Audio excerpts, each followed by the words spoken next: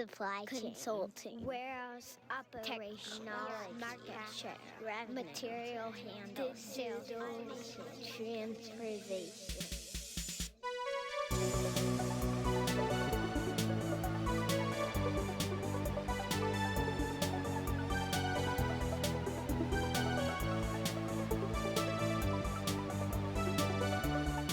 It's the end of the week. It's the end of the week. It's the end of the week. It's the end of the week. Hello, Hi. it's the end of the week. Already, indeed. I get to say that, which is fun for me. I'm guest hosting today. But more fun for, I guess, our viewers is that you're here today. Yes, I'm in Montreal this week and Yeah. next week. So, Patricia, you recently joined LID. So, shall we start by a little bit about you and introducing yourself, your background, and everything you've done? I'd love to introduce myself. I indeed recently onboarded at LID Consultants. I'm very happy to be part of the LID family, and I bring with me some, let's say, 25 experience in logistics automation that I've built up in Europe. Well, very exciting. So, I guess that's part of our topic today is all things logistics automation. So, setting the scene, what is logistics automation? It's not IT technology, so for logistics automation, we really talk about automating physical material flows in different industries, such like in warehouses, production areas, fulfillment centers, but also in last mile distribution centers. Right, which I think has been kind of one of the topics, very kind of popular these days, of all things last mile and getting things out the door very quickly, which I think we'll touch on a little bit later on. Yeah, indeed. Yeah. I guess on that vein, what are the reasons that maybe from your past experience that people have found to automate their operations, and then kind of nowadays, like what are you seeing as reasons for people to automate? So of course you have the efficiency to reduce your logistic costs and the labor shortage that we all have on both continents. But there's also the attractiveness of the job. You imagine that you want to automate, that you want to attract people to work in frozen areas. It's sexier if you could add some automation into the processes. Besides that, of course, there's also the attractiveness for customers. If you work with companies which have a certain level of innovation in logistic processes, and also the speed of processes that has changed a lot with the e-commerce, which is booming. You cannot, in a manual process, deliver your customer on time if you have not automated your processes. Yeah, well, I think one of the interesting ones that you bring up, and one that's maybe lesser spoken about, is the marketing element, right? And I know that I've got several clients that, okay, it's not the reason, but it's definitely part of the discussion when it comes to do we automate or do we not. It gives them a way to stand out against their competitors if they're distributing for other folk. Yeah, and I find that's maybe one that is less spoken about. The big one about labor, of course, right? I know that's a big trend for us recently, well, the last set of years. And I know from my perspective, I've got clients, it's really just a point of getting labor, right? It's getting labor, getting the right amount of labor, getting reliable labor. And so this has been a trend I've seen with a lot of our clients, the reason why we've had a lot of inquiries into different types of work that we're doing with them. So I'm not sure, is that in Europe, has that been more of the push, or has the Europe trend more been from kind of square footage and size and things like that? Yeah, indeed. In the past, the reason to automate were different in both continents. In the US and Canada, you've been more focusing on adding and extending warehouses. In case of volume increase, warehouses were extended, people were added, equipment was added, and then the automation was more focused on automating internal transport, because that was an important cost at that time, AGVs, AMRs. But in Europe we had problems related to the cost of land and the shortage of land. So that's why in the past the focus there was more on high-bay solution. And we see these days that both solutions meet, because we all have now a shortage of labor. And on top of having now combined solutions, which is very interesting, automating with high bays and internal transport, we have of course all recent technologies related to AMRs and robotics. So it's really a fun and time and interesting times for you and me as logistic engineers to have an interesting project with our customers. I mean, I guess just touching on that, so how do you see the AMR and robotics solutions changing the landscape a little bit? What nuances are you seeing there? In the beginning it was more theoretic solutions, but nowadays really those solutions they work, they are in place, and it's also important that we help our customers towards realistic solutions, and that's why it's an interesting evolution related to robotics. Yeah, and I think it's interesting as well. The sort of the AMRs is kind of very a hot topic, and it becomes a solution that is not as disruptive to implement as some of these other automated solutions. That's often attractive, and then also the ability to maybe offset some large upfront CapEx costs, shift that over to another kind of way to fund it through OpEx and things like that. So I've noticed that for the clients that we speak with, it becomes a little bit more attainable to look at ways to enhance operations. And also scalable. Okay, it's not a black and white solution. You can really go in steps and have a step-based approach and a scalable solution, and that's interesting about it. Yeah, definitely.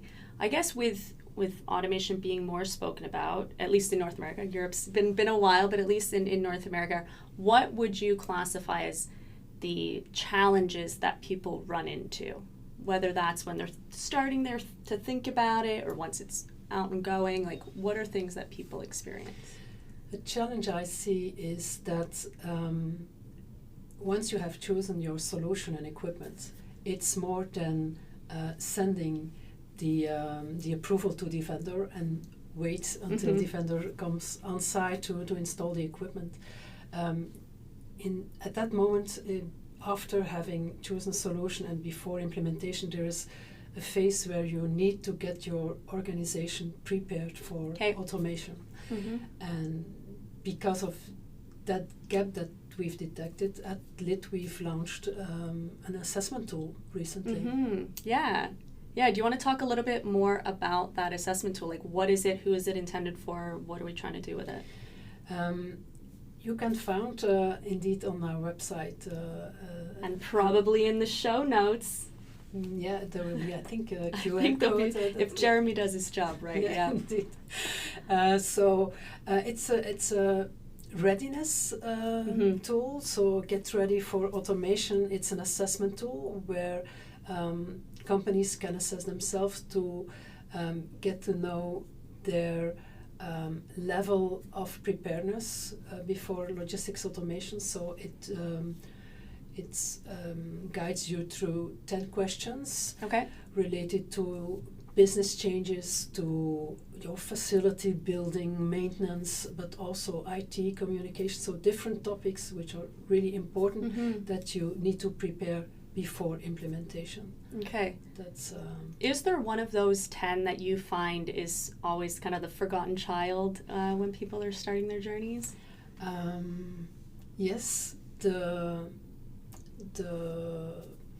communication is very important, that you have all stakeholders, all operators, even in related logistic processes, that they know what will happen in the company, and what the equipment will do and what it will not do. Will it yes or no impact their job? Yep. That's an important one, and also the risk management, the financial risks, the implementation risk. If you're not assessing all the topics that we have implemented and introduced in the tool, you have a risk of financial risk, operational risk. So it's an important step for companies to be prepared. Yeah, to be prepared. Yeah, I guess just picking on one of those, just picking on the communication one. What are some ways that folks, what are some things that they can do in order to have better communication and ultimately have better rollout of this? Yeah, it's to put all stakeholders around the table to show them the solution and to make a link with the impact in their job. Imagine the maintenance manager should be involved in the project. What spare parts will he need to have on site? How will he store them? But because if you have only had material handling equipment in the past and now you're going to a complete other type of automation and technical stuff in your warehouse, you want also those people to be involved. Maybe they need to hire an extra other type of engineer. Yeah, it's a different skill set. Indeed, yeah. And that's are also things that we incorporate in the review of the business case in that phase. Because only if you have talked with all stakeholders, you can make a final business case and you have a good view on the final return on investment. And you want to have your investment, of course, maximized. Well, I know that's something that you've brought up with me a couple of times, of just the importance to revisit business cases right along the way, because there are things you're going to discover, there's things that might change throughout, and just the importance of going back to it, ensuring that you really do have a all-encompassing costs, all-encompassing savings as you really kind of evaluate and deploy the solutions. Indeed. Yeah. What would you consider, I guess, decisions made, it's implemented, it's going. What are things that you've seen that people have run into as issues once it's rolled out, their solution?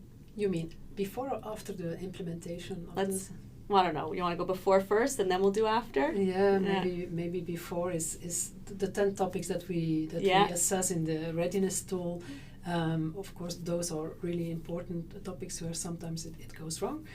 And then after implementation, the technical education as well from an operational point of view, as well for the technicians that need to work with the installation afterwards.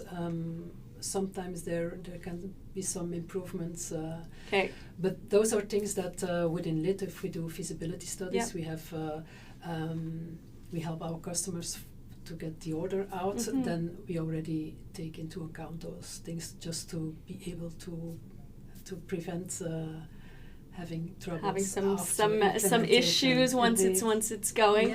And I think that's because there's different levels of service that vendors or that our clients and kind of end customers can have in terms of getting a support from the different vendors. And I know that's the conversations that we're often having with our clients, to help them understand, well, what's appropriate for them, right? Do they want to have that sort of outsource and have support on it, or are they ready internally to take that on? They have the folks on board that are interested in doing it and really have the expertise internally. And there's definitely a million one ways that they can go about really that after go live support. And so that can depend on the size of the company, the size of the equipment and installation, and it can be cultural.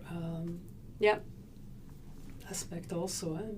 Every company adoption is has key. His DNA, and we adopt in what we see. Very fun, very fun.